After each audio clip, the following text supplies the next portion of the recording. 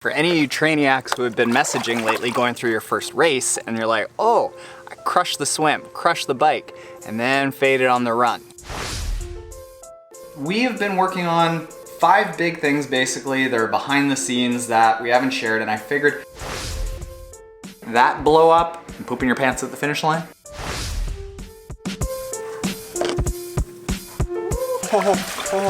Morning trainiacs. Just did a hour and 5-minute bike. Did something like 9 times through, 2 minutes on at my FTP, and then 3 minutes easy spin. And then did a 2.8K run at 4:28 pace, like that race pace kind of run.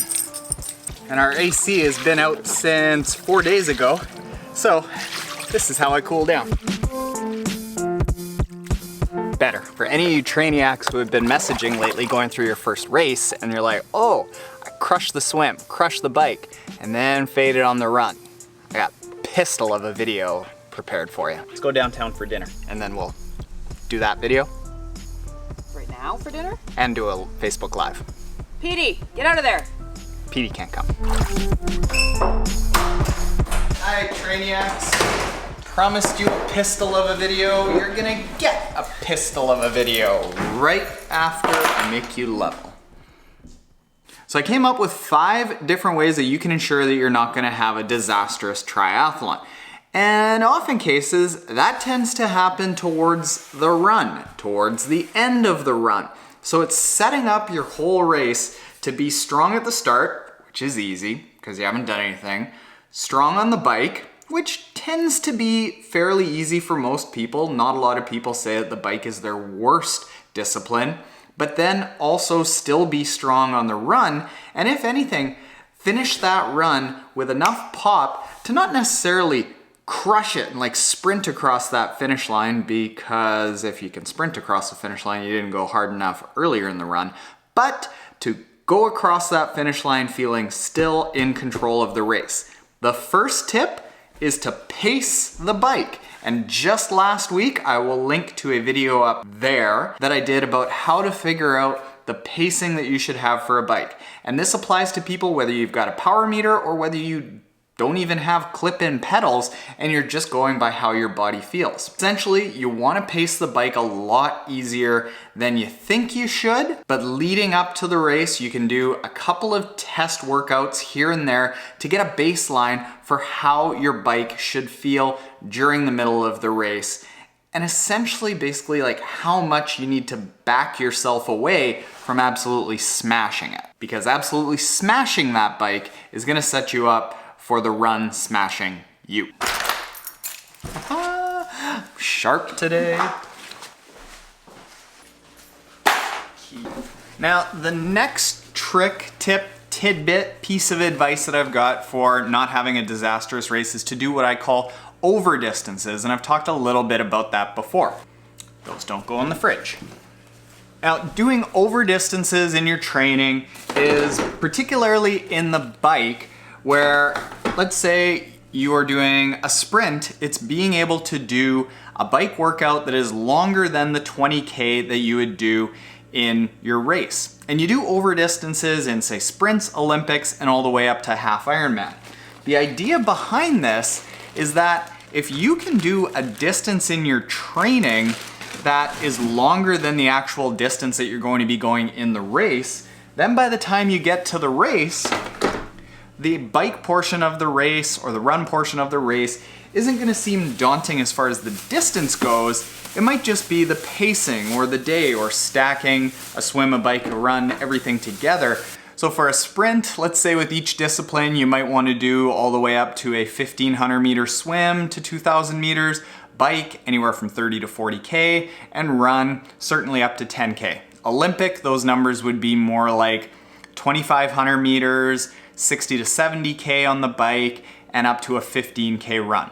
In a half Ironman, we're talking more like a 3,000 meter swim, 120, 130K bike, and a 25K run. Once you get into full Ironmans, you don't necessarily want to be pumping massive distances like that, except perhaps on the bike as a bit of a cheat to build your endurance. But we'll talk about that another day. And the third little tidbit to make sure that you don't have a disastrous triathlon is to dial in your nutrition. You should be looking at the nutrition plan as basically a fourth discipline. Swim, bike, run, eat. You have to dial in your nutrition leading into a race. It should be part of your training. You should be getting to the race knowing what electrolyte drink is going to be in your bottle, or if it's just water, or if it's coconut water, or if it's Coke. You don't know. Or if you can eat gels or chews or bars on your ride, or even on your run. And you should be getting used to eating and drinking while you're on the bike and while you're on the run, so that by the time you get to the race, you know exactly every 5 minutes, I gotta take a sip of a certain type of drink. Every 30 minutes, I gotta eat a certain type of nutritional product. I've done a complete video on it, which again, I will link to, bam, there, which lays out a 24-hour nutrition plan from the day before the race going all the way through the race, and that'll help you out. Now, the fourth thing is to do finish fast runs. What you wanna learn how to do and train your body how to do is to be able to do the fastest part of your runs on the back half of each run. So if you're doing a 10K run, you want the 5K at the end to be faster than the 5K at the start. And what this is going to train your body how to do is to accept that your legs might be tired, but they still have to know how to turn over. In my first 3 or 4 years, if you looked at every single one of my 10K races, my triathlons, my half marathons, it was just like come out of the gates hot and fall down.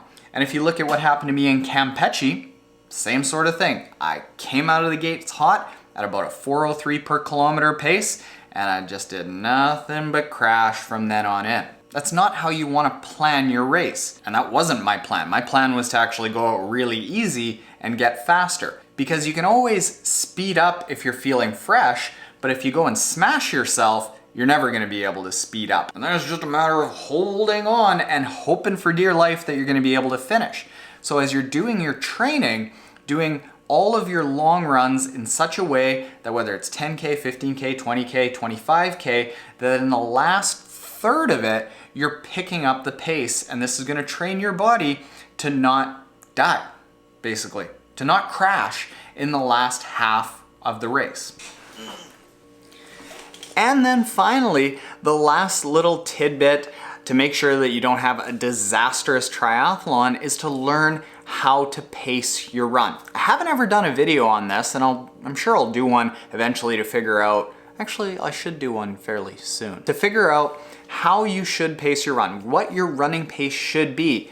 And this is particularly coming off the bike and just dialing in how fast you need to be going. Don't do what I did in Campeche and look at your watch and be like, oh, I'm 30 seconds faster per kilometer, I'm still gonna be fine. I know what I'm doing, I'm feeling good. No, I didn't feel good. What you wanna do in your run is you want to learn how to get off that bike, know what your pace is, and even though everyone around you in transition is going, you feel great, you look great, you're looking good, you're doing great, you're almost there. Turning that off and saying, you know what, I have a race plan. I know that my pace per mile, per kilometer has to be a certain amount, and going no faster than that. And what you wanna do in the first little bit, sprint distance races aside, because you just go like a son of a bitch in a sprint distance race. You wanna be easing into a fast pace over the first third of a race. And by the time you get through that first third of the run portion of the race, you should be up to basically a steady race kind of pace where it's feeling hard, but it still feels like you could pick it up, but you're holding yourself back from picking it up. And ideally what happens is you get to the last third of the run race and you haven't cooked yourself so much, so then if you're still feeling good and you still feel like you can pick it up, you've nailed your nutrition, you haven't cooked yourself on the bike, you're still with a lot of energy and a lot of gas in the tank, then you pick it up.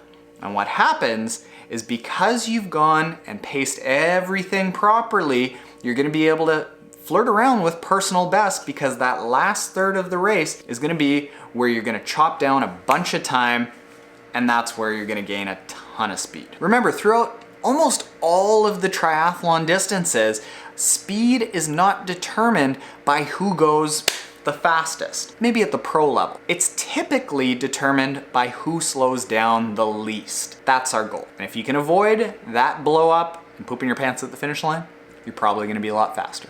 All right, Trainiacs, there are your tips for the day, but I'm doing a Facebook Live and I've realized that there have been a lot of things that the videos over the last week have been kind of lackluster. That's because we got a lot going on in behind the scenes that I haven't shared at all that I'm gonna announce on Facebook Live. I'll tape it for you and you can get the little tidbits of it. But yeah, just to bring everyone up to speed, these are big and cool announcements. Hey, what's up Trainiacs? Taren here. We have been working on 5 big things basically that are behind the scenes that we haven't shared, and I figured the first update, as you might have seen in the vlog, is that we have this shirt. Bam! Right there. Oh, that worked out so well. So first update is if you go to teespring.com/trisherpa, you can buy this, bam, Trainiac Sherpa t-shirt there for your favorite spouse race supporter. So the second update is we are looking at building a Taren kit. This isn't the exact design of the Trainiac kit that we're looking at, but what I did was I came up with a Pinterest board, and that if enough people buy this Trainiac t-shirt, and there's clearly enough appetite from Trainiacs to want a Trainiac kit, we might do a Triathlon Taren Trainiac kit. This is kind of the inspiration that we're going with. They're really sharp kits, and the graphic designer that I work with has made tons of like fecking awesome kits. The third update is I've decided that the next big race, I haven't entered yet, but I am going to commit to half Ironman 70.3 in Austin. It's gonna be Austin. If you go to triathlontaren.com/Austin, type in your email if you're thinking about going, if you know you're going, and we will get a Trainiac group together and create some plans for when we're there. I think it would be awesome. Chris from the training, actually we'll do the almost last one as not the big thing. This office here, I think as of September 1st, it's gonna go away. What we're looking at doing is changing the company so that Triathlon Taren is primarily, mostly, almost entirely all we do. To do that, the lower we can make our overhead, the less we need to take on other client work to cover the overhead. And overhead includes office space, and is perhaps building a garage or taking over some of the house and actually making a proper Triathlon Taren studio where we can do Facebook Lives with like group workouts, streaming live, all of the last thing, the last update that I am so jacked up about is that we are launching a Triathlon Taren podcast. I've been talking about this for about 6 months to a year. We figured out exactly what we want to do. It's going to be Kim and I. She'll come with the interview knowledge, and we have some freaking unbelievable guests. We have 5 podcast guests lined up that, I kid you not, when I sent out the emails, I went, there is no way that they're going to email back. They're too big, they're too fancy. I don't know if they're going to be into it. And I got emails back from people that I got giggly from. So if you want, I'll share through email anyone who goes to triathlontaren.com/podcast info. I'll share that because that's a little bit more private. It's not out in the open. If you go there, I'll keep you updated on who the podcast guests are. And then as the podcasts come out, because I'm not sure what the links will be, I will email you the direct links to those podcasts as they happen. I am psyched, really psyched about where the Trainiac community, Triathlon Taren, this whole thing is heading. Like, I'm loving it so much. That's partly why we're talking about giving up this office, so that we don't need to be as reliant on other client work that takes us away from doing Triathlon Taren. This is the best thing that is happening with this company, with Kim and I. Mel is having an awesome time with it. So yeah, thank you all. Okay, let's get we're vlogging this, and I'm gonna shut this off right now. Bear with me 1 second, just uno momento. That's it, Trainiacs. Thanks for sticking around. I'm gonna get to the rest of this Facebook Live. Have a good day.